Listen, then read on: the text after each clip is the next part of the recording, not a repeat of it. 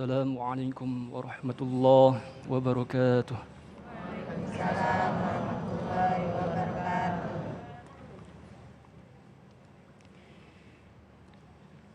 A'udzu billahi minasy syaithanir rajim.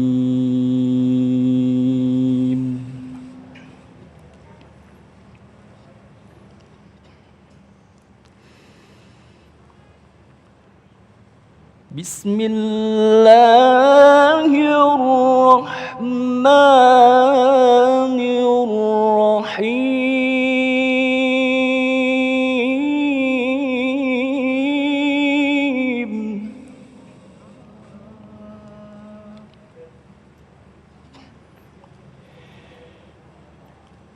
اعلموا أنما الحياة الدنيا لعب ولهو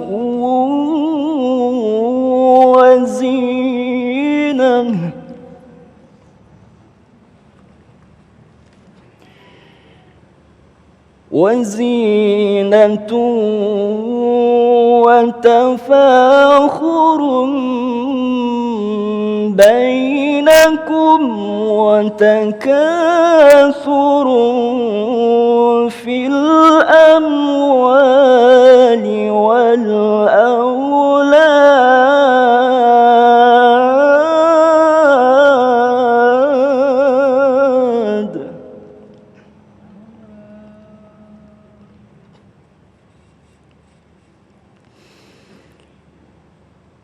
كمثل غيث أعجب الكفار نباته ثم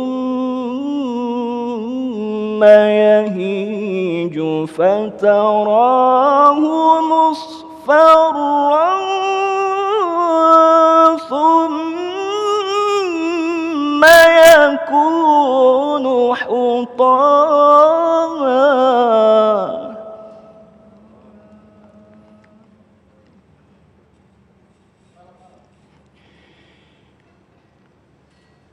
وفي الآخرة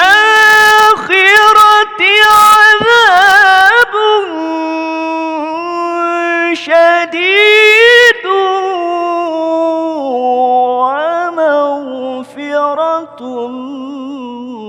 من الله ورضوان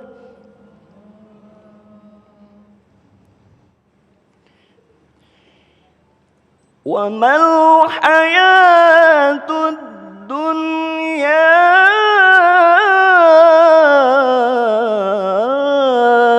إلا متاع الغرور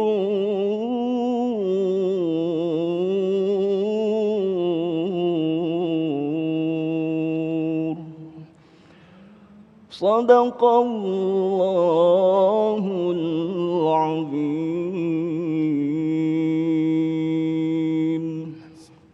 Wassalamualaikum warahmatullahi wabarakatuh.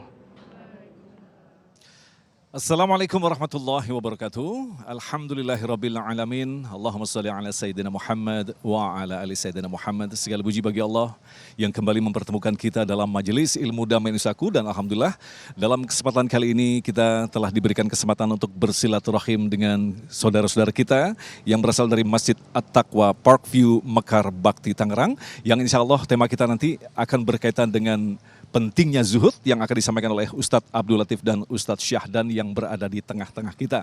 Namun sebelumnya tentu saja kita sangat berbahagia sekali dalam kesempatan kali ini, di hari ini pula, atas sinergi Bakri Amanah dan Lasnas Yatim Mandiri, kami telah melaksanakan yaitu Khotmil Quran dan doa bersama 1000 yatim duafa dengan tema Cinta Yatim Dicintai Nabi yang dihadiri oleh Wapres Kiai Ma'ruf Amin secara online. Dan kegiatan ini berpusat di Kompleks Kampus Kemandirian Yatim Yatim Mandiri Saririgo Sidoarjo diselenggarakan secara daring maupun luring dan melibatkan lebih dari 1.000 anak yatim dan duafa yang tersebar di 46 lokasi di berbagai kota daerah di Indonesia. Dan alhamdulillah telah hadir bersama kita keluarga besar perwakilan dari Bakri Amanah dan Yatim Mandiri yang akan menyerahkan bantuan dalam rangka program Khotmil Quran dan santunan anak yatim sebesar 200 juta rupiah. Kami persilakan.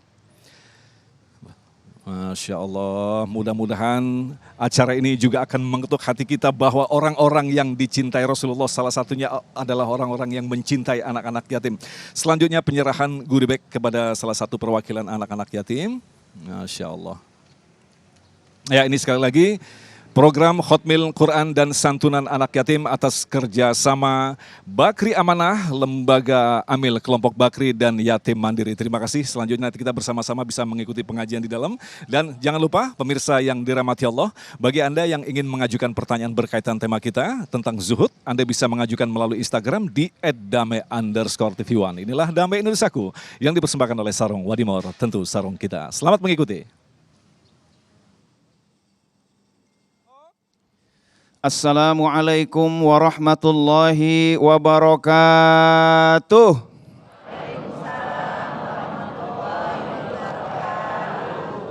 Alhamdulillah, alhamdulillahilladzi nasta'inuhu wa nastaghfiruhu wa nastahdih wa na'udzu billahi min syururi anfusina wa min sayyiati a'malina.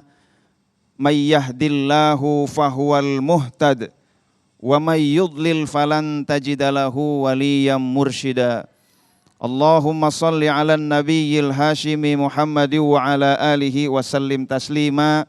Ilahi anta maqsudi wa ridhaka matlubi a'tini mahabbataka wa ma'rifatak.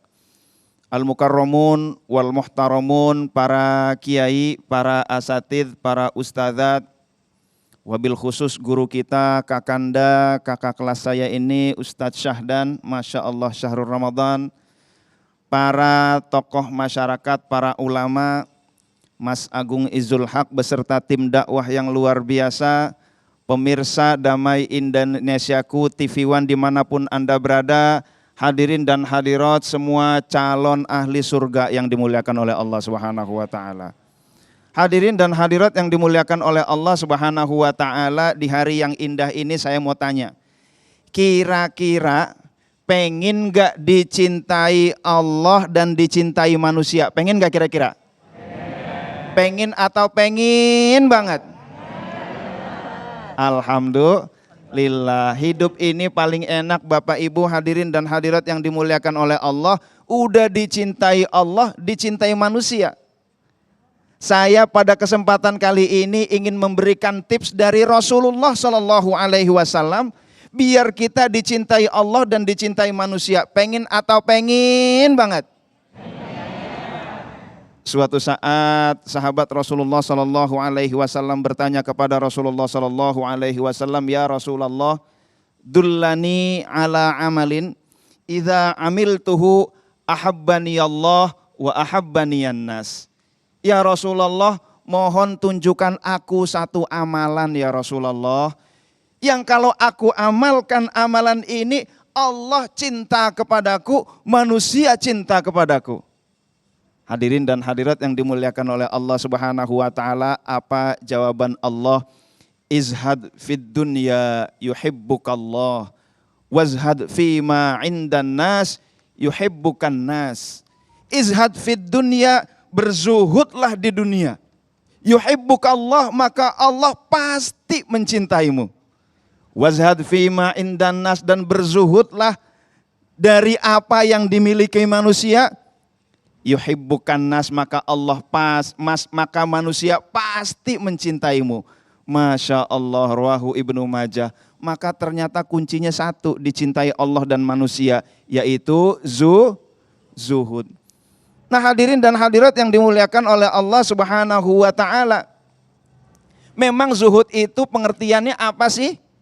Dalam kitab Minahus Saniyah, Syekh Abdul Wahab Asy-Sya'rani, beliau berpendapat bahwa zuhud itu adalah tarkul maili ila dunya bil mahabbah la bi khuluwil yad. meninggalkan kecenderungan kepada dunia, bil mahabbah dengan cinta kepada dunia ditinggalkan itu, la bi khuluwil yad, tapi tidak meninggalkan dunia dari tangan kita. Maka ada sebuah doa yang dipanjatkan oleh Sayyidina Abu Bakar Siddiq. Beliau berdoa, Allahumma ja'alid dunya fi aidina wala taj'alha fi qulubina. Ya Allah, jadikan dunia ada dalam genggaman kami. Jadikan dunia ada dalam kekuasaan kami. Jadikan dunia ada dalam kontrol kami. Wala taj'alha fi qulubina, tapi jangan jadikan dunia ada dalam kolbu kami. Habib Nurmagomedov. Kenal Bapak Ibu Habib Nurmagomedov? Kenal nggak kira-kira? Kenal di mana? Hadirin dan hadirat yang dimuliakan oleh Allah, itu sekali bertanding Habib Nurmagomedov 3 ronde dapatnya 80 miliar. Tetapi setelah itu hartanya disodakohkan untuk orang-orang yang membutuhkan. Apa kata Habib Nurmagomedov? Kalau harta ada di dalam kolbu dan sudah menjadi bagian dari kolbu, maka ketika harta itu keluar dari diri kita, maka seperti ada yang hilang dari kolbu kita. Tetapi ketika harta ada di tangan kita, dengan mudahnya harta itu kita salurkan kepada orang-orang yang tepat. Alhamdulillah. Hadirin dan hadirat yang dimuliakan oleh Allah, sekaligus juga zuhud ini adalah solusi bangsa, solusi persatuan. Ini adalah obat yang jarang barangkali luput dari perhatian orang-orang. Kenapa? Karena kalau tanpa zuhud, kebalikan dari zuhud adalah cinta dunia. Orang-orang masih banyak yang cinta dunia. Dan gara-gara cinta dunia, gara-gara rupiah, saudara jadi pecah.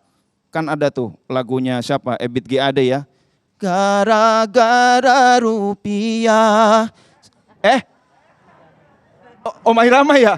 Wah, berarti perhatiannya bagus nih. Iya. Wah, gimana sih kata ibu ya? Aduh, iya, Oma Irama ya, lupa ya.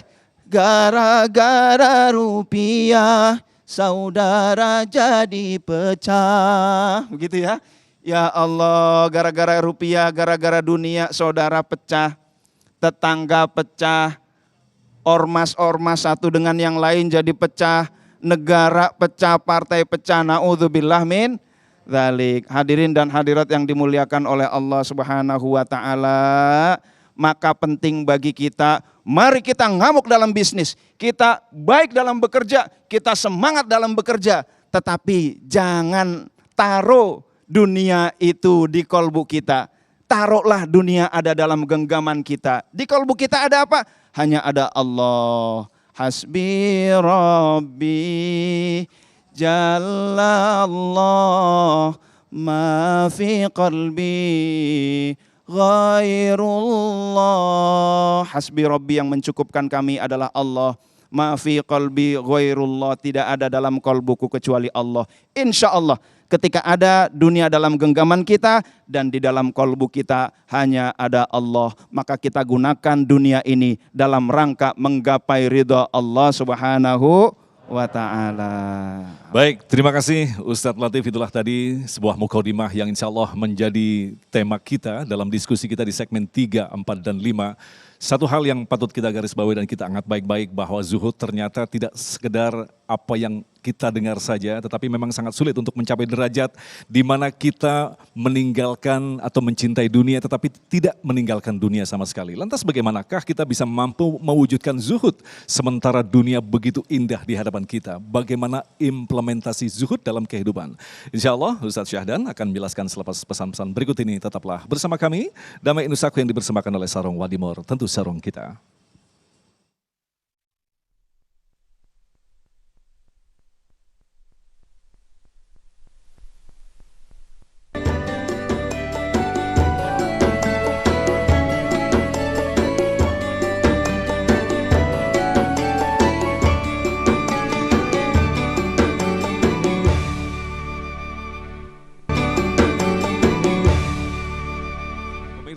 Anda masih bersama kami Damai Nusaku yang mengangkat tema tentang zuhud. Tadi telah dijelaskan meninggalkan cinta kepada dunia tetapi tidak melupakan dunia. Ini adalah level yang harus kita capai. Lantas bagaimanakah kita hidup di tengah dunia yang ternyata memang sangat gemerlap yang justru bisa mereduksi tingkat kezuhudan kita. Ustadz Syahdan akan menjelaskan pada kita. Silakan, Kiai.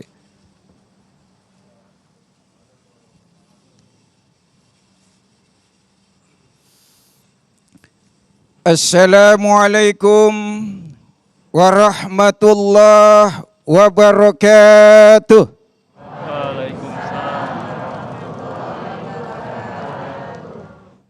Bismillah walhamdulillah. Alhamdulillahilladzi bi ni'matihi tatimmus shalihat. Wa bi fadlihi tatanazzalul khairat wal barakat. Wa bi taufiqihi tatahaqqaqul maqasidu wal ghayat. Wassalatu wassalamu ala sahibis syafa'ati wal mu'jizat wa ala alihi wa sahbihi zawil hasanat. Amma ba'du. Ibu, bapak, hadirin, para pemirsa TV One di mana saja Anda berada, juga Bapak Ibu yang dimuliakan Allah yang hadir di Majlis At-Taqwa Citra Raya yang mudah-mudahan diberkahi oleh Allah Subhanahu wa taala. Derasnya arus globalisasi, meletusnya revolusi informasi, dan tingginya lompatan teknologi komunikasi menyebabkan banyak manusia yang terjebak ke lembah kemaksiatan dan tergelincir ke jurang berbagai tindak kemungkaran. Di tengah-tengah kehidupan manusia yang serba modernis, materialistis, dan hedonis seperti saat ini, mengakibatkan tidak sedikit orang yang terbuai, terlena oleh pesona dan fatamorgana dunia, sehingga dia melupakan hakikat, makna, dan tujuan hidupnya di dunia. Padahal saudara, Allah Subhanahu wa taala telah begitu banyak menegaskan dalam Al-Quran. Pun demikian Rasulullah telah mengingatkan kita dalam banyak hadis. Di antaranya Allah berfirman dalam surat Al-Ankabut ayat 64. Wa ma hadzihil hayatud dunya illa lahwu wa la'ib. Wa inna daral akhirata lahiyal hayawan law kanu ya'lamun. Dan tiadalah kehidupan dunia ini melainkan senda gurau dan permainan. Dan sesungguhnya negeri akhirat itulah kehidupan yang sesungguhnya sekira mereka mengetahui. Saudara, ibu, bapak yang dimuliakan oleh Allah Subhanahu wa taala, dijelaskan dalam ayat ini bahwa dunia adalah sebuah permainan. Bahwa dunia adalah barang mainan sekaligus permainan. Yang namanya permainan dan barang mainan selalu identik dengan anak kecil. Betul. Betul. Karenanya kita agar tidak terjebak dengan dunia, jangan pakai nalar anak kecil, pakai nalar orang dewasa. Kalau kita pakai nalar anak kecil, asik kita dengan dunia, lalai kita dengan akhirat. Contoh, kita punya 2 anak kecil nih Bu. Kita belikan 1 mobilan, mainan mobilan. 2 anak kecil kita kasih 1 mobilan. Kira-kira apa yang terjadi? Hah? Pasti kemungkinan besar dia rebutan, saling tarik, saling ingin menguasai, saling merasa itu haknya, bahkan tidak jarang bisa jadi saling pukul dan boleh jadi berkelahi. Betul. inilah saudara, kebanyakan manusia dewasa ini tidak menyadari akan permainan ini. Sehingga dia terpikat dan terikat, terpesona oleh fatamorgana dunia. Hingga akhirnya perilaku dan cara pandang hidupnya jauh dari nilai-nilai, prinsip dan konsep juhud yang mestinya harus kita lahirkan dan hadirkan dalam kehidupan kita sehari-hari. Akhirnya cara pandangnya melulu dengan materi. Semua nilai diukur dengan materi. Kemuliaan seseorang seringkali hanya dipandang dari seberapa tinggi jabatan yang didudukinya. Kesuksesan seseorang seringkali hanya dilihat dari seberapa megah rumah yang dibangun dan seberapa mewah kendaraan yang dihimpun. Pun demikian kekayaan seseorang, kita seringkali hanya selalu mereken dilihat dari seberapa melimpah harta yang dia punya. Bapak Ibu yang dimuliakan oleh Allah Subhanahu wa taala. Inilah sekali lagi kondisi sebagian masyarakat kita dewasa ini. Yang lalu kemudian kondisi ini diperparah dengan semakin menjamurnya kelompok yang bermazhab Voltaire. Di mana kelompok ini punya prinsip dalam perkara uang, semua orang agamanya sama.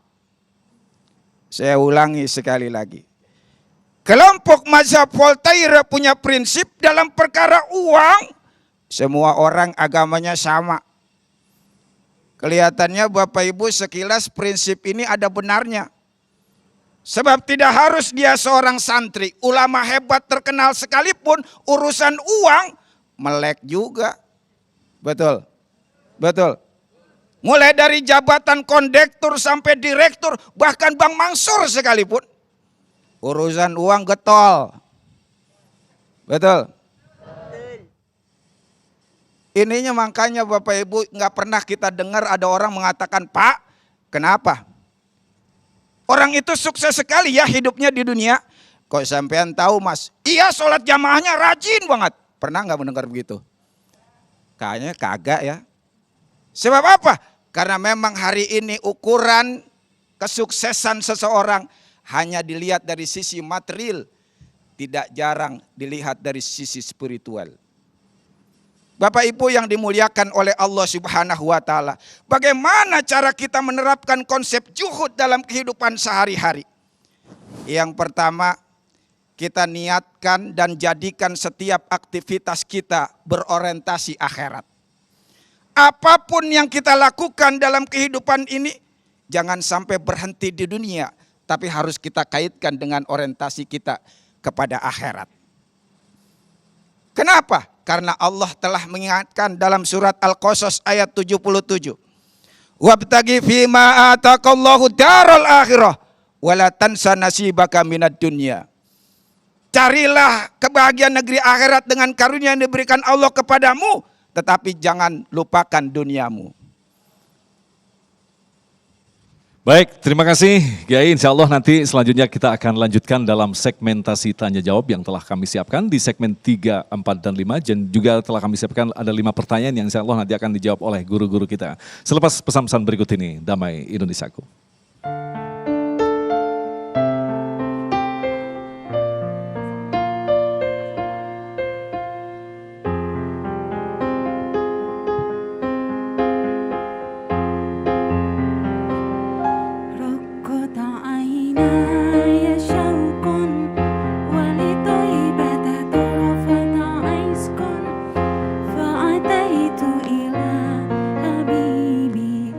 فهدى يا قلب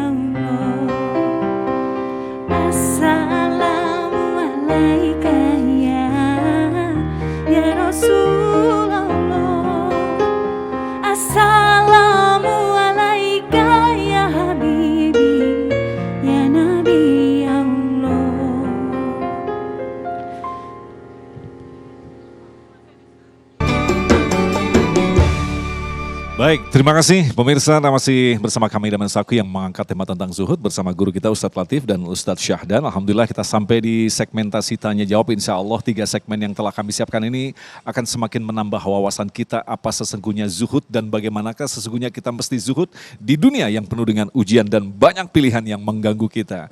Baik, pertanyaan pertama akan disampaikan oleh Bapak Suhendi. Silakan. Terima kasih. Ya, mungkin dibuka dulu Pak maskernya biar jelas ya. Terima kasih. Assalamualaikum warahmatullahi wabarakatuh. Saya ingin bertanya kepada Ustadz terkait zuhud. Apa yang menjadi ciri-ciri orang yang memiliki sifat dan perilaku sebagai orang yang zuhud? Terima kasih Ustadz. Pertanyaan menarik sekali. Baik, terima kasih. Pertanyaan pertama akan dijawab terlebih dahulu oleh Ustadz Latif. Nanti kita akan diskusikan dan saling menambahkan. Silakan Ustadz Latif. Baik, terima kasih. Apa ciri-ciri orang yang zuhud? Ciri-cirinya 3. Pertama, tidak silau. Yang kedua, tidak takut.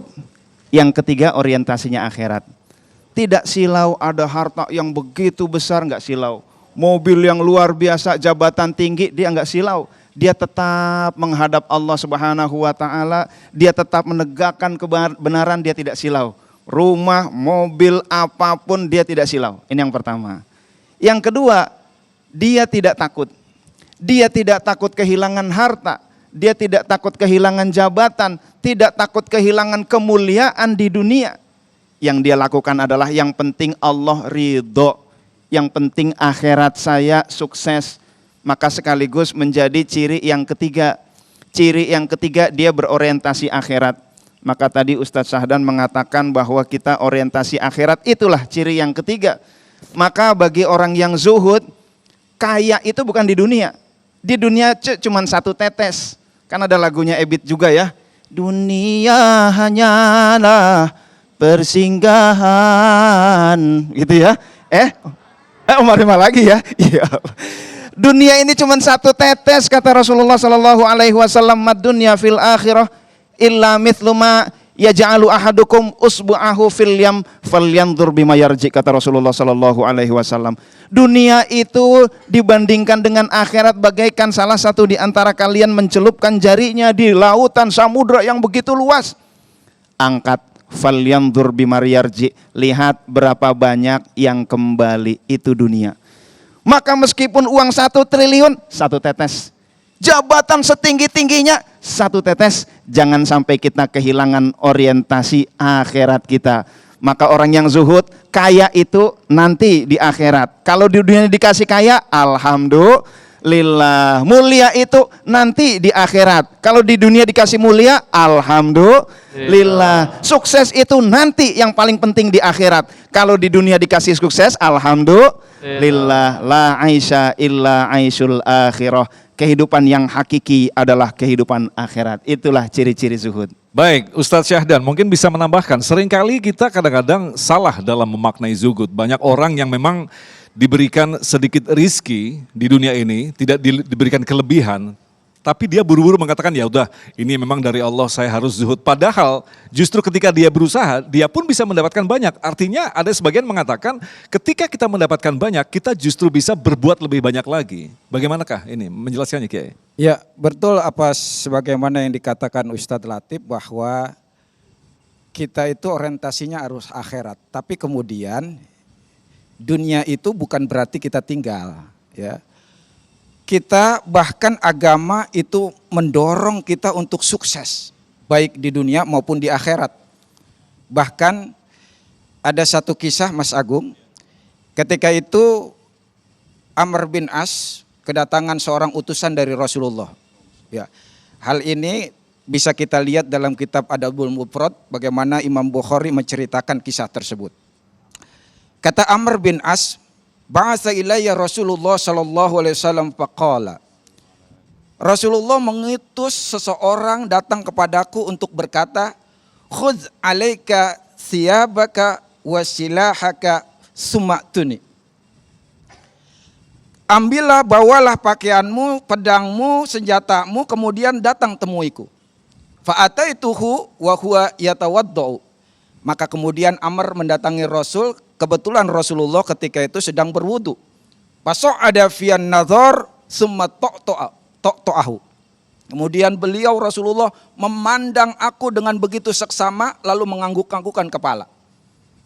Faqala, lalu Rasulullah kemudian bersabda, inni uridu an ab'atsaka ala jaishin.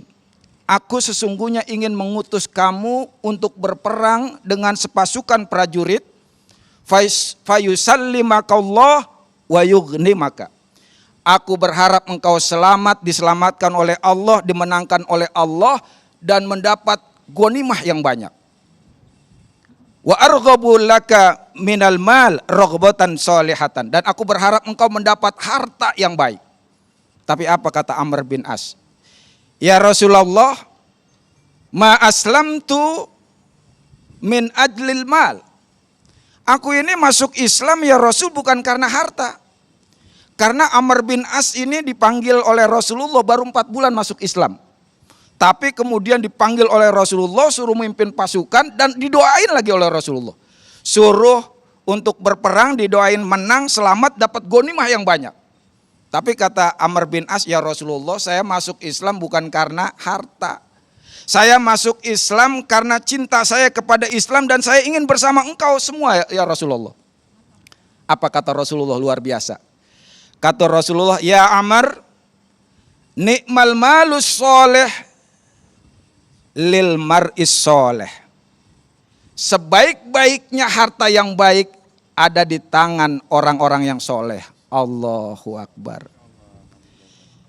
Jadi justru bagi orang yang juhud, orang yang beriman harusnya kaya Mas Agung. Supaya masyarakat terentaskan kemiskinannya. Supaya problem sosial ini selesai.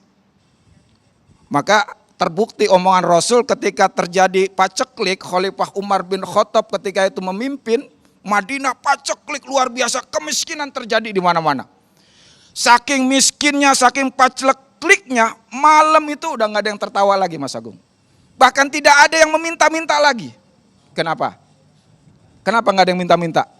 Susah semuanya, nggak ada yang bisa diminta. Susah semuanya. Akhirnya apa? Khalifah Umar kemudian mengirim surat kepada Amr bin As yang dulu pernah didoakan oleh Rasulullah. Beliau mengirim surat, kata Umar bin As, min amiril mu'minin Umar bin Khattab ila As ibnul As. Kata Umar bin Khattab dari pemimpin kaum muslimin Umar bin Khattab kepada si maksiat, bapaknya maksiat. Ini guyonan kelas tinggi Mas Agung. Padahal kan namanya Amr bin As. Tapi kata Khalifah Umar, ila As ibni As. Si maksiat, bapaknya maksiat. Artinya apa? Amr, penduduk Madinah lagi kelaparan luar biasa. Kalau kamu tidak bantu aku, maka kamu telah bermaksiat. Bahkan bapakmu ikut maksiat. Apa yang dilakukan oleh Amr, Masya Allah. Beliau ngirim surat langsung kepada Khalifah Umar bin Khattab untuk Amirul Mukminin Umar bin Khattab dari Amr bin As, bukan As bin As. Dari Amr bin As, saya bukan si pemaksiat. Apa yang dilakukan oleh Amr dalam suratnya? Ya Khalifah, aku akan kirim bala bantuan yang ujung depannya telah sampai di negerimu, ujung belakangnya masih ada di negeriku. Masya Allah. Ribuan ekspedisi barang, unta, kuda penuh dengan barang muatan. Darat maupun laut dikirim ke Madinah. Allahu Akbar. Cuma satu orang selesai urusan paceklik krisis di kota Madinah. Jadi pada intinya harta ini dikelola oleh orang soleh atau yang serakah. Di situ perbedaannya. Betul. Baik, selanjutnya pertanyaan berikutnya akan disampaikan oleh Bapak Diki. Silakan. Assalamualaikum warahmatullahi wabarakatuh. Nama saya Diki Burhanuddin, ingin menanyakan apakah sikap orang yang punya sifat juhud apabila terkena musibah, terutama pada saat pandemi ini. Zuhud ketika terkena musibah. Silakan kembali ke Ustadz Latif. Baik, kembali bahwa zuhud ini orientasinya akhirat. Maka bagi orang zuhud, musibah apapun di dunia, sebesar apapun musibah, sebesar kehilangan apapun, itu adalah kehilangan satu tetes. Jangan sampai kita kehilangan samudra luas di akhirat. Maka orang zuhud apapun siksaannya, apapun penderitaannya, dia tetap ridho kepada Allah Subhanahu wa taala. Bahkan di akhirat nanti ada dua kelompok, yaitu ahlul afiyah dan ahlul musibah. Suatu saat ahlul afiyah dihisab, ketika dihisab, sedang dihisab, susah-susah dihisab, dia lihat ada orang-orang yang tinggi tingkatannya. Mereka bertanya, ya Allah itu siapa kok begitu tinggi tingkatannya? Itu adalah ahlul musibah. Di dunia dia banyak dapat musibah. Apa kata ahlul afiyah? Ya Allah kalau tahu begini, di akhirat bagi ahlul musibah, aku siap jadi ahlul musibah di dunia. Sampai sakit, sampai rontok dagingku dari badanku, aku siap. Yang penting di akhirat seperti ini. Maka bagi orang yang zuhud orientasinya adalah akhirat. Ketika dia mendapatkan musibah, musibah sebesar-besarnya hanya satu tetes. Tetapi yang paling penting adalah di akhirat kita bahagia. Alhamdulillah. Sedikit tambahan Ustadz Syahdan. Nah ketika kita mampu untuk konsisten ketika kita diberikan musibah atau bentuk ujian apapun, ini berupa latihan atau memang apa hadiah dari Allah? Ya namanya musibah bagi orang beriman itu adalah ujian. Ya, ujian atau teguran. Ya. Karena itu kita sebagai orang beriman hendaknya melihat dalam urusan dunia ke bawah Mas Agung. Kalau dalam urusan agama baru ke atas. Ini kadang-kadang kita kan terbalik. Urusan dunia kita ngeliat ke atas. Akhirnya apa? Hilang sifat juhudnya. Niat punya motor, niat orang punya mobil enak. Punya mobil, niat orang punya kendaraan banyak, rumah megah enak. Harusnya kan kita bersyukur. Menerima apa yang sudah kita ada sambil kita syukuri, kita maksimalkan itu. Punya kadang-kadang kita nggak paham ini kan. Udah dikasih motor pengennya orang lain, enak banget orang lain punya mobil dah, nggak kehujanan, nggak kepanasan. Padahal kalau kita punya konsep juhud, kita terima, mensyukuri, motor aja indah Mas Agung. Ya alhamdulillah saya punya motor, kalau panas nggak kehujanan, kalau hujan nggak kepanasan. Ya kan? Itu indah banget kan ya? Alhamdulillah punya motor, kalau hujan nggak kepanasan, kalau panas nggak kehujanan, itu cakep banget Mas Agun. Logikanya dibalik. Lah iya, Masya Allah, luar biasa. Kira-kira Baik, gitu, Mas. Kiai terima kasih tambahan yang luar biasa sekali. Insya Allah kita akan lanjutkan lagi untuk menjawab pertanyaan berikut. Tetaplah bersama kami Damai Nusaku yang dipersembahkan oleh Sarung Wadimor, tentu sarung kita.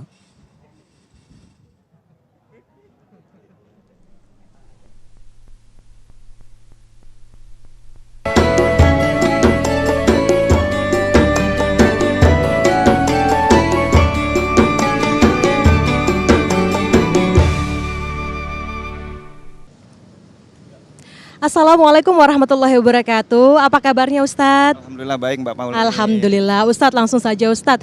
Sebenarnya apa sih yang dimaksud dengan sifat zuhud Ustadz?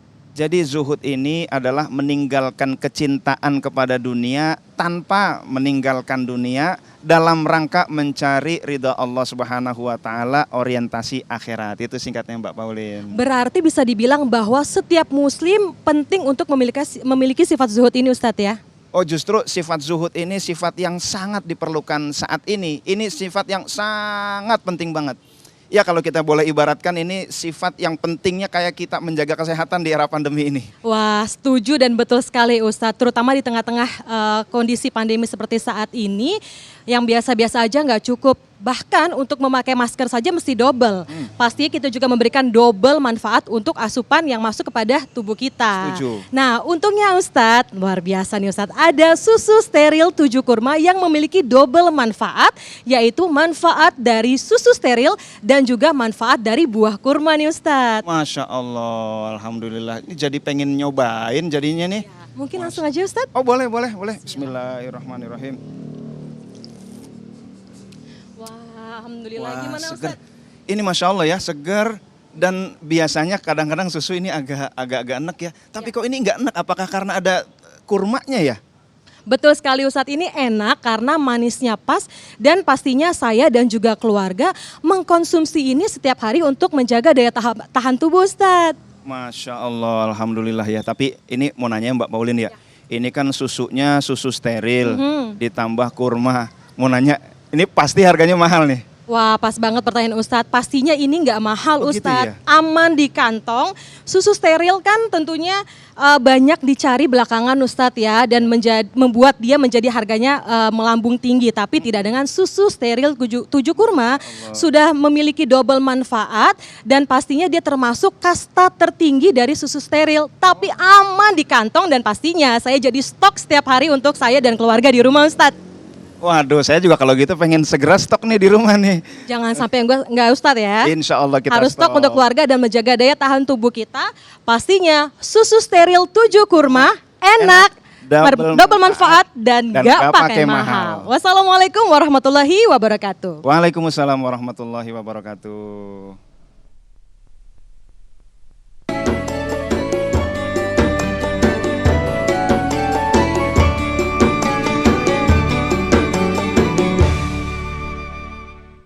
Baik, terima kasih pemirsa, kita lanjutkan kembali untuk menjawab pertanyaan-pertanyaan berikut. Alhamdulillah pertanyaan berikut ini akan disampaikan oleh Ibu Aneka. Ibu Aneka silakan. Assalamualaikum warahmatullahi wabarakatuh. Nama saya Aneka Rosmalati. Pertanyaan saya Pak Ustadz, apakah hidup zuhud itu harus meninggalkan dunia dan tidak boleh kaya Pak Ustadz? Demikian, terima kasih. Assalamualaikum warahmatullahi wabarakatuh. Pertanyaan menarik sekali ini, Gai. Silakan, Gai. Ya, menarik sekali pertanyaannya Mas Agung. Apakah zuhud itu nggak boleh kaya, harus miskin gitu kan? Ini nggak mesti begitu, ya kan? Ada orang kaya yang justru sangat zuhud. Bahkan justru ada orang miskin yang luar biasa tercelanya. Ya. Jadi bisa jadi dia zuhud justru sangat kaya raya. Bahkan ulama-ulama terdahulu itu luar biasa. Dia zuhud, sufi, tapi kemudian kaya raya. Banyak itu kalau kita lihat sejarah. Ada Syakik Al-Balkhi, ada Ibnu Arabi, ada Ibrahim bin Adham, ada Ibnul Mubarak, bahkan Ibnul Mubarak, Mas Agung, sebagai penghulunya para tabi'in, zuhudnya luar biasa. Sedekahnya setiap tahun itu sebanyak 60 miliar. Allahu Akbar. Setiap tahun. Artinya apa? Kaya luar biasa. Padahal dia ulama hebat dan sangat zuhud. Bahkan Ibnu Al-Lais itu beliau hartanya setiap tahun dikalkulasi sebanyak 160 miliar. 80 dinar. Kalau kita ukur dengan kurs 1 dinar 2 juta itu 160 miliar. Allahu Akbar. Artinya apa? Kaya atau miskin itu bukan harus atau ketentuan daripada ciri seorang yang zuhud, bukan. Yang menarik Mas Agung, ada karunia yang diberikan oleh Allah Subhanahu wa taala yang ini kalau jatuh dan ada pada dua orang seseorang ini luar biasa. Ada 2 karunia yang kalau ketemu pada seseorang ini dahsyat luar biasa. Apa itu? Orang kaya sekaligus orang soleh. Dia alim tapi juga dermawan. Susah nyari ketemu nih Mas Agung. Ada orang kaya, Masya Allah kerjaannya dugem mulu dugem. Ke diskotik, ke Miles, ke Alexis, Blowfish, wah macam-macam dah pokoknya. Lah kata Pak RW tuh, ya Pak RW, letanya Pak RW tuh. Tapi sisi lain ada orang begitu sangat alim, tapi nggak punya. Bukan cuma nggak punya, dia menyendiri, dia mengasingkan dari keramaian, nggak peduli dengan nasib orang lain. Akhirnya apa? Kealimannya, ibadahnya hanya untuk dirinya sendiri. Kenapa? Karena dia nggak punya. Maka yang hebat itu adalah dia kaya sekaligus soleh. Dia kaya sekaligus alim. Masya Allah dahsyat luar biasa itu. Karena memang di dalam agama kita justru jihad yang paling ditunggu, jihad yang paling utama sebelum jihad nyawa, jihad harta. Coba lihat saudara di dalam surat As-Saff ayat 10-11. A'udzubillahi minasyaitonirrajim. Surat As-Saffat ya ayat 10-11. Ya ayyuhalladzina amanu hal adullukum ala tijaratin tunjikum min azabin alim. Wahai orang-orang beriman, maukah engkau aku tunjukkan sebuah perniagaan yang bisa menyelamat kamu dari azab yang pedih? Apa itu? Tu'minuna billahi wa rasuli wa tujahiduna fi sabilillah bi amwalikum wa anfusikum. Yani beriman kepada Allah dan Rasul dan juga berjihad di jalan Allah dengan harta dan nyawa. Harta dulu tuh. Jadi keutamaan orang yang dermawan, soleh, dia kaya, itu sangat dahsyat, luar biasa. Selesai sekali lagi urusan krisis kita, Mas Agung. Masya Allah. Baik, selanjutnya kami persilakan kepada Ibu Ika. Silakan Ibu Ika. Bismillahirrahmanirrahim. Dilepas terlebih dulu, ya. Jelas suaranya. Ya. Silakan Bunda. Assalamualaikum warahmatullahi wabarakatuh. Ya, saya dengan Ibu Ica dari Majelis Taklim Mar'atus Sholihah ingin bertanya, Ustadz. Kita kan hidup memiliki cita-cita ya Ustadz ya. Tetapi dalam kehidupan sehari-hari kita juga kita sering berangan-angan gitu, memiliki banyak angan-angan. Nah, dalam pandangan zuhud ini apa perbedaan panjang angan-angan dengan cita-cita? Terima kasih Ustadz. Luar biasa ini pertanyaan. Ustadz Latif, silakan. Ya, terima kasih Ibu Ida ya dari Ika. Masya Allah. Ita. Ya pokoknya begitu dah ya. Yang pasti ibu-ibu yang pasti ya. Alhamdulillah. Ya pokoknya gitulah. Ntar salah lagi saya ngomong. Apa perbedaan panjang angan-angan dan cita-cita? Nah, hadirin dan hadirat yang dimuliakan oleh Allah Subhanahu wa taala, saya ingin mengutip sebuah hadis di dalam hadis Rasulullah sallallahu alaihi wasallam, al-mu'minul qawiyyu khairun wa ahabbu ilallahi minal mu'minid dhaif. Mukmin yang kuat itu lebih baik dan lebih dicintai oleh Allah Subhanahu wa taala dari mukmin yang lemah. Maka kita harus bercita-cita menjadi mukmin yang kuat. Wa fi kullin khairun. Masing-masing ada kebaikannya. Dari tiap-tiap kekuatan itu pasti ada kebaikannya juga. Nah, hadirin dan hadirat yang dimuliakan oleh Allah Subhanahu wa taala, kalau itu namanya taroji, berharap. Berharap dengan cara apa? Berharap dan berusaha. Tapi kalau ada orang berangan-angan sambil ngopi, sambil makan singkong gitu ya, ini kalau datang jatuh duit 1 karung enak nih. Dia nggak berusaha, tidak memaksimalkan apa yang Allah anugerahkan kepada dia. Ada seorang teman bilang, tahu nggak penyebab umat Islam mundur? Kenapa? Karena umat Islam pandai bersyukur. Lah, kok umat Islam pandai bersyukur jadi mundur?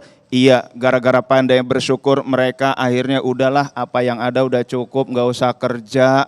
Yang penting kita kalau nggak makan juga paling dikasih sama keluarga. Na'udzubillah min dzalik. Hadirin dan hadirat yang dimuliakan oleh Allah Subhanahu wa taala, dia tidak gunakan waktunya sebaik-baiknya. Dia tidak gunakan potensi yang Allah titipkan. Dia tidak gunakan akalnya, dia tidak gunakan relasinya, dia tidak gunakan ilmunya. Maka justru orang yang seperti itu bukan syukur nikmat, dia kufur nikmat. Nah, hadirin dan hadirat yang dimuliakan oleh Allah Subhanahu wa taala, maka tadi Syakik Al-Balkhi ini suatu saat ketika habis ngaji, lalu beliau ini pengusaha ya, Syakik Al-Balkhi. Lalu suatu saat dia berhenti bisnisnya. Ketika bisnisnya berhenti ditanya oleh guru-gurunya, yaitu Ibrahim bin Adham, wahai Syakik Al-Balkhi, kenapa habis ngaji sekarang malah berhenti bisnis? Akhirnya kata dia apa? Aku ngelihat suatu saat ada pemandangan, ada burung yang patah sayapnya. Lalu kalau burung patah sayapnya, Bapak Ibu kira-kira makannya, nyari makannya gimana kira-kira? Susah apa? Susah. Pakai sin kecil apa besar? Besar. Ya Allah, ini burung patah sayapnya, susah cari makan. Tak lama kemudian ada burung elang yang gagah perkasa, ternyata membawakan makanan ke paruh burung yang sakit, yang gak berdaya itu. Apa kata Syakik Al-Balkhi, wahai guruku, aku gak usah bisnis deh, udah aku begini aja, diem aja, zikir aja, di rumah aja, Allah kan pasti memberi rizki. Nah, kepada burung aja diberi rizki, apalagi kepada manusia, pasti Allah memberi rizki. Udah deh, saya berhenti bisnis. Apa kata Ibrahim bin Adham, wahai Syakik Al-Balkhi, Mengapa engkau ingin menjadi burung yang patah sayapnya? Kenapa engkau tidak ingin menjadi burung yang gagah perkasa, yang memberikan manfaat sebesar-besarnya kepada umat? Maka Imam Hanafi, ahli hadis, beliau hafal Quran, ahli fikih, ditanya sama orang-orang, wahai Imam Hanafi, engkau kan sudah jadi ulama besar, ngapain ngurusin bisnis? Apa kata Imam Hanafi? Kalau aku tidak berbisnis, yang menghafalkan hadis hanya aku. Tetapi ketika aku berbisnis, aku bisa gunakan hasilnya untuk memberikan beasiswa, ribuan orang bisa menghafal hadis dari bisnisku. Alhamdulillah, Masya Allah. Mudah-mudahan Allah berikan kita harta dunia di tangan kita, tetapi tidak di kolbu kita. Amin ya Rabbal Alamin. Karena manusia ini ada 4 golongan. Pertama, orang yang di tangannya ada harta, di kolbunya ada harta. Dia banyak hartanya, tetapi cinta dunia. Kalau udah banyak harta, cinta dunia, meskipun banyak, jangan berharap dia dermawan. Ada nggak orang-orang kayak gitu kira-kira? Kayak pelit, ada nggak? Pelit, medit, koret, kumet, seret, gasiran, dan lain sebagainya ya. Mereka hese bahasa Indianya. Ini berarti di dunianya ada tangan, di kolbunya cinta dunia. Dia nggak gampang ngasih dunia. Orang yang kedua, golongan yang kedua, orang yang di tangannya ada dunia, di kolbunya nggak ada dunia. Itulah Ibnu Arabi. Itulah Syekh Abdul Qadir Jailani. Itulah Rasulullah Sallallahu Alaihi Wasallam. Beliau pandai berbisnis, hebat, cakap, berjumpa, berkoalisi dengan modal terbesar di Mekah. Kira-kira kaya apa? Kaya banget. Beliau berkurban 100 ekor unta, ya Allah. Tetapi bagaimana beliau gunakan harta itu untuk diri sendiri? Sangat sederhana. Hartanya dihabiskan untuk perjuangan dan dakwah. Alhamdulillah, ini ciri orang yang di tangan ada harta, di kolbu nggak ada harta. Tuh, manfaatnya besar nih orang gini. Inilah zuhud kaya. Yang ketiga, ada orang di tangan nggak ada harta, di kolbu emang nggak ada harta. Dia nggak banyak harta, dia orang nggak punya, dia orang miskin, tetapi dia tidak cinta dunia. Dia tidak akan menggadaikan akhirat untuk dunia, untuk mendapatkan dunia. Orang yang keempat ini yang paling celaka. Di tangannya nggak ada harta, di dunia isinya harta. Ya Allah, na'udzubillah min dzalik. Udah miskin, dia siap menggadaikan iman, dia siap menggadaikan akhirat demi mendapatkan 1 tetes harta. Na'udzubillah min dzalik. Mudah-mudahan Allah jadikan kita orang yang ada harta di tangan kita, amin, tetapi ya di kalbu kita hanya ada Allah Subhanahu wa Ta'ala. Ya Rabbal Alamin. Baik, terima kasih Kiai, dan insya Allah masih ada beberapa pertanyaan yang akan kita jawab selepas pesan-pesan berikut ini. Tetaplah bersama kami, Damai Indonesiaku.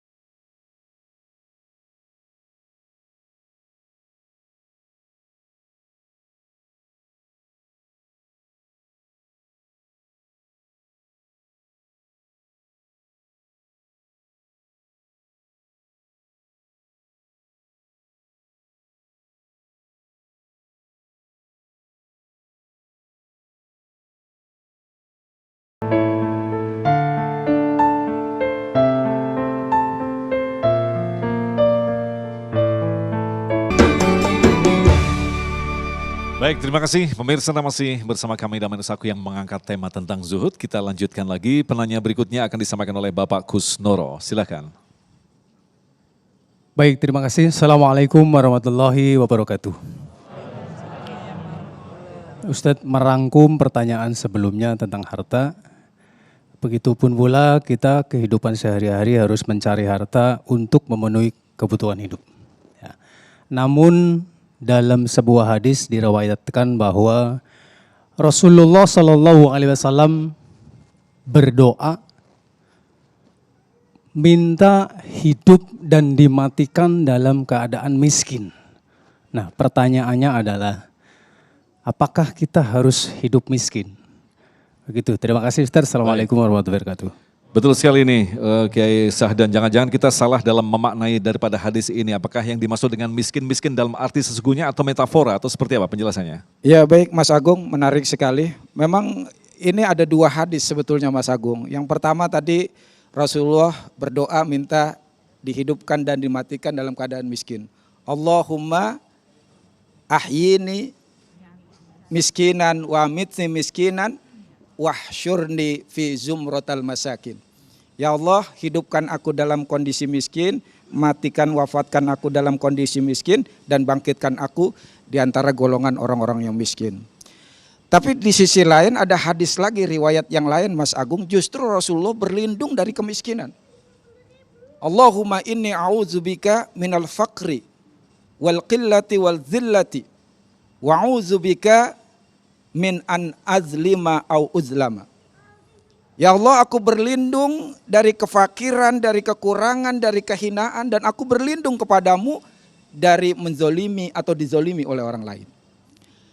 Artinya kalau tadi doa Rasul minta dihidupkan dan diwafatkan dalam kondisi miskin, para ulama menafsirkan, menerjemahkan, memahami hadis ini bahwa yang dimaksud dengan miskin adalah bahwa Rasulullah minta diberikan sifat yang tawadu, yang ikhlas, tidak congkak, tidak sombong, dan penuh dengan qanaah. Jadi jangan salah persepsi. Ya, Rasul memang memilih hidup sederhana. Meskipun beliau banyak ditawarkan emas berkali-kali. Robku menawarkan aku menjadikan bukit-bukit, gunung-gunung di Mekah menjadi emas semuanya. Tapi Rasulullah malah memilih dengan sehari kenyang, sehari lapar. Agar supaya ketika lapar Rasulullah bisa mengingat Allah, ketika kenyang bisa bersyukur kepada Allah Subhanahu wa taala. Jadi kita kadang selalu ukurannya materi Mas Agung. Cepat silau sama orang yang kaya. Cepat silaunya. Akhirnya kemudian muncul dengki, iri, ya. Kalau kaya dia congkak jadi sombong. Padahal ibu bapak, Allah Subhanahu wa taala tidak pernah berfirman menjamin orang kaya hidupnya bahagia. Rasulullah tidak pernah mengatakan orang kaya hidupnya senang, enggak pernah. Yang bilang orang kaya hidupnya senang, orang susah. Benar enggak? Lu mah enak banget kaya hidup lu senang, siapa yang ngomong? Lah orang susah. Nggak ada orang kaya bilang, lu enak banget hidup lu susah. Lah, orang kaya keblinger ini bisa nih. Iya kan? Iya. Maka monggo kita oleh agama disuruh dan dimotivasi untuk sukses di dunia, sukses di akhirat. Bahkan kalau bisa kita menjadi orang yang kaya di dunia, kaya di akhirat. Maka tadi itu orientasinya harus akhirat. Kalau akhirat dapat, insya Allah dunianya selesai. Dalam peribahasa bahasa Arabnya, man asya taqiyan asya qawiyan. Siapa yang hidupnya diisi dengan ketakwaan, maka hidupnya akan dipenuhi dengan kekuatan, kebaikan-kebaikan. Masya Allah. Kira-kira seperti itu Mas Agung. Nah, Ustadz Latif mungkin bisa menambahkan, ketika Allah menciptakan manusia, Allah juga telah menetapkan kadar-kadar kepada setiap manusia yang memang sengaja sebagian orang dilebihkan, dimudahkan untuk mendapatkan harta. Bagaimana dengan orang-orang yang memang tidak dilebihkan baik harta ataupun dalam kondisi dirinya? Bagaimana menjelaskannya dengan kekaitan antara zuhud ini, Ustaz? Iya.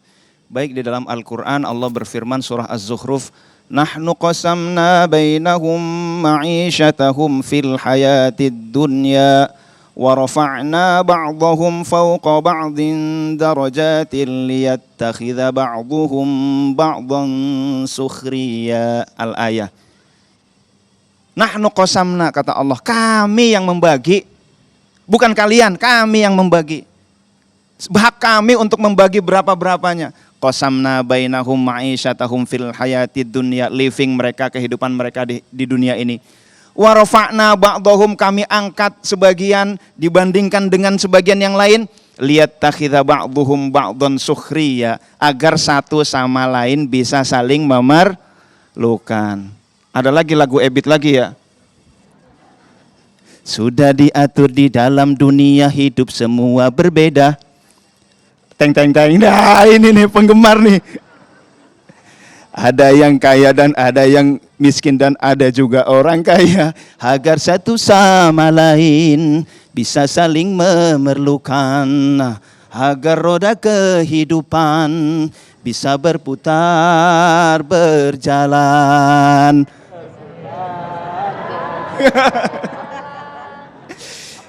Saya mau tanya Bapak Ibu, kalau semua orang penghasilannya 10 miliar sebulan, saya mau tanya, kira-kira bisa bangun rumah nggak? Kenapa nggak bisa? Tukang batunya 10 miliar juga. Jadi Allah berikan satu di antara yang lain itu lebih tinggi biar saling memerlukan. Lalu mana yang mulia? Yang mulia adalah yang paling bertakwa, bukan yang kaya. Hati-hati yang kaya ya. Di akhirat itu ada 4 golongan. Nih ada 4 golongan. Yang pertama lagi-lagi 4 ya. Orang yang tabungan akhiratnya banyak, hisapnya lama. Siapa? Orang kaya, tetapi dia berfoya-foya juga untuk menggunakan diri sendiri dan dia banyak bersodakoh. Akhirat tabungannya lama, hisapnya tabungannya banyak, hisapnya lama. Di sana 1 hari bagaikan 1000 tahun. Orang-orang yang lain udah pada masuk surga, dia belum. Gimana kabar lu? WA. Iya, alhamdulillah gue udah enak nih. Bro, jangankan makanan di sini bro, udaranya aja enak banget bro di surga. Ya lu enak, gue di sini panas gitu ya.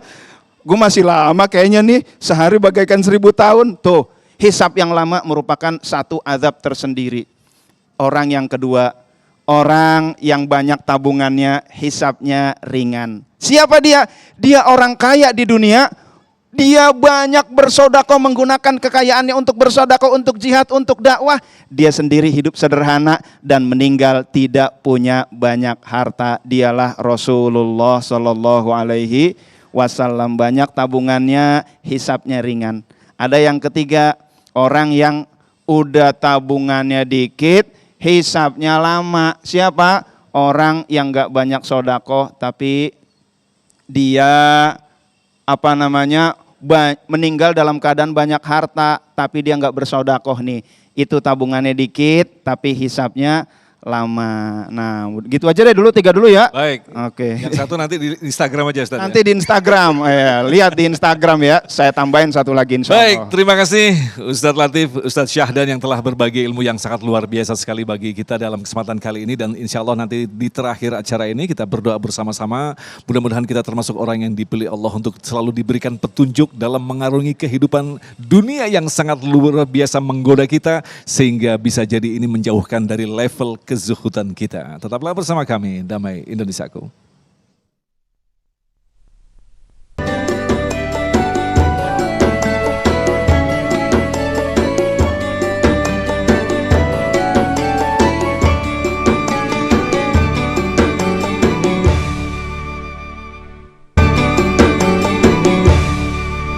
Demikian pemirsa yang dirahmati Allah, Damai Nusaku untuk hari ini, dan insya Allah besok di Ahad 17 Oktober kami akan menghadirkan Ustadz Azhari Nasution dan Ustadz Arifin Nugroho dengan tema Nabi Muhammad SAW adalah teladan terbaik.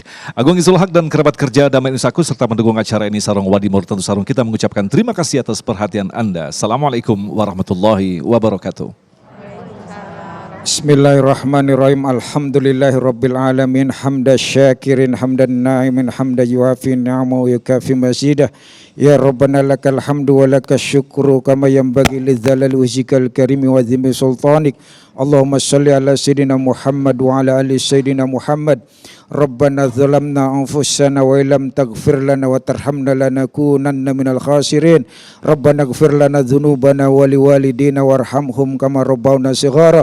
Rabbana la tuzigh qulubana ba'da idh hadaitana wa hab lana min ladunka rahmah innaka antal wahhab. Rabbana hab lana min azwajina wa dhurriyyatina qurrata ayun waj'alna lil muttaqina imama. Allahumma arinal haqqa haqqan warzuqna ittiba'ah wa arinal batila batila warzuqna ijtinabah. Ya awwalal awwalin ya akhiral akhirin ya dzal quwwatil matin ya rahimal masakin birahmatika ya arhamar rahimin. Allahumma ij'al jam'ana hadza zam'an marhuma wa tafarruqana min ba'di tafarruqan ma'suma. Rabbana atina fid dunya hasanah wa fil akhirati hasanah wa qina adzabannar. Fadlika subhana rabbika rabbil izzati amma yasifun. Wassalamun alal mursalin walhamdulillahi rabbil alamin.